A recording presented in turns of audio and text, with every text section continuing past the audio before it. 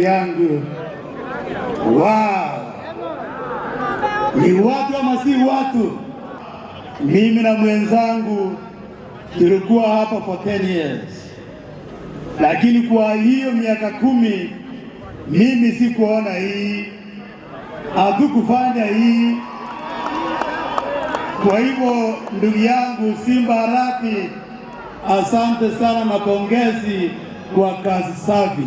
Miaka 10 ya tutamia Simba Arati, tutamia Simba Arati.